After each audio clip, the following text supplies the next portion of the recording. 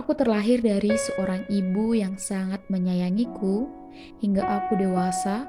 Beliaulah satu-satu motivasi terbesar dalam hidupku. Kedua orang tuaku memiliki kepercayaan yang berbeda.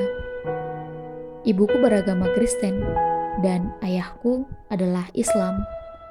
Sebelum saya melanjutkan kisah dalam mengikut Yesus yang menjadi keputusanku ini, jangan lupa like dan subscribe channel ini. Terima kasih. Mengikut Yesus bukan berarti hidup akan mudah. Yesus malah mengatakan bahwa akan ada harga-harga yang harus dibayar untuk mengikutinya. Firman Tuhan yang tertulis di Matius 16 ayat 24 sampai 25. Demikian, setiap orang yang mau mengikut aku, ia harus menyangkal dirinya, memikul salibnya, dan mengikut aku. Karena barang siapa mau menyelamatkan nyawanya, ia akan kehilangan nyawanya. Tetapi barang siapa kehilangan nyawanya karena aku, ia akan memperolehnya. Then Jesus said to his disciples, "Whoever wants to be my disciple must deny themselves and take up their cross and follow me. For whoever wants to save their life will lose it, but whoever loses their life for me will find it." Sejak saya terlahir di dunia ini, saya belum mengetahui apa yang akan terjadi dalam kehidupan dan masa depan yang akan kualami. Ya, sejak saya kecil, saya pernah menjadi perdebatan besar di keluargaku. Karena ibu dan ayahku selalu bertengkar untuk memegang kepercayaan mereka masing-masing. Dan mereka ribut untuk memilih kepada siapa aku nantinya dan siapa yang akan mengurusku. Sehingga, singkat cerita, ibuku mengambil hak asuh.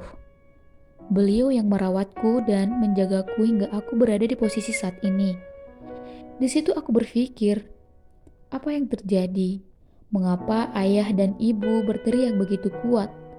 Mengapa benda-benda yang dulunya rapi, tertata, menjadi hancur?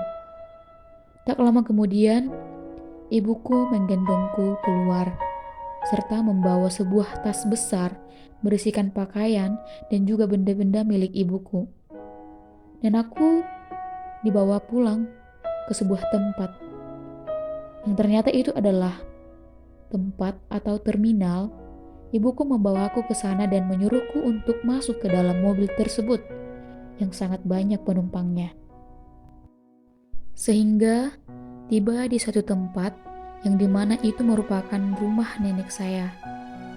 Setibanya di depan rumah, ibuku menangis di depan nenekku, dan aku hanya diam dan ingin bermain.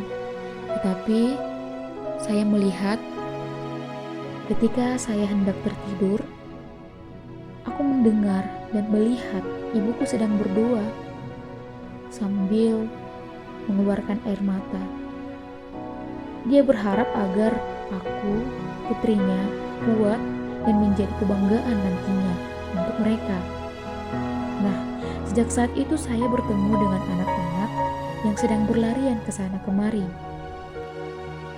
Yaitu ketika pada hari Minggu, dan tertawa sambil membawa buku di dalam tas, dan ternyata itu adalah Alkitab dan juga buku nyanyian. Dan kebetulan juga tempat itu berdekatan dengan rumah nenek saya. Dan mereka mendatangi rumah Tuhan.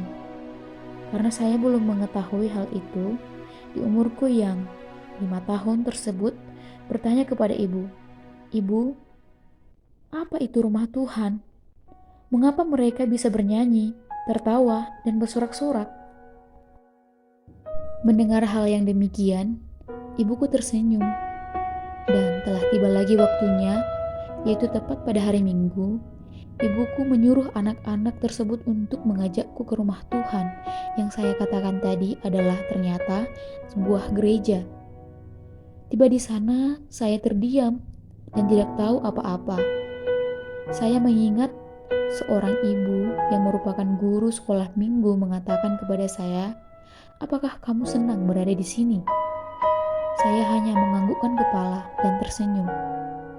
Sejak saat itu, aku mulai semangat dan ikut berkumpul dengan mereka, bernyanyi, dan juga mengikuti setiap kegiatan yang ada di gereja.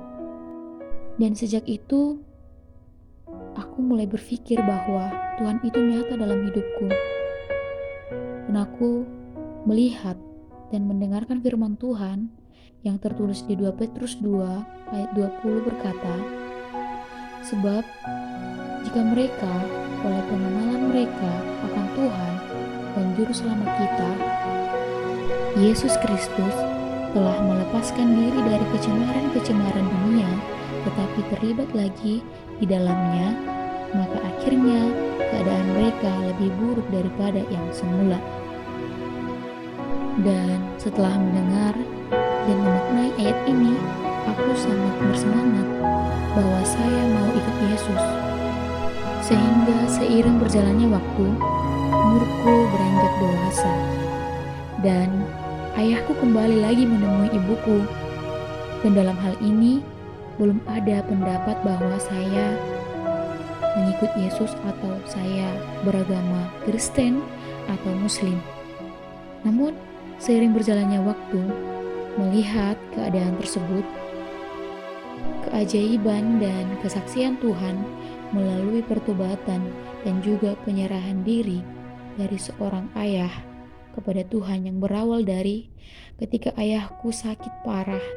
Dan di situ ibuku sangat panik melihat kondisi ayahku yang sangat kurus, dan di tubuh ayahku terlihat seperti orang yang sedang dipukul, lebam dan membiru. Dan ibuku hanya meminta untuk melipat tangan ayahku dan berdoa bersama. Dan beberapa jam kemudian, ayahku tidak lagi gelisah dan merasa ada perubahan dalam dirinya. Dan semenjak itu ibuku meminta untuk pergi ke gereja dan menjumpai pendeta, tujuannya agar beliau dan kami sekalian dibaptis untuk mengikut Yesus dan menjadikan Yesus sebagai Tuhan sumber segalanya, dan mampu menerima firman Tuhan dengan sukacita. Dan karena itu kami dibaptis oleh pendeta dan sah menjadi pengikut Yesus. Dan dorongan kedua orang tua saya yang menjadi seorang pemberita Injil juga dibawakan ke dalam doa mereka, agar saya menjadi benar-benar pengikut yang setia dan mengabarkan Injil, karena Allah akan selalu bersama dengan kita. Berjalanlah di dalam setiap kesukaran yang kita alami. Ingatlah bahwa ada berkat berlimpah yang mungkin sulit kita rasakan di dunia ini. Namun kita pasti mendapatkan kehidupan kekal yang menanti kita.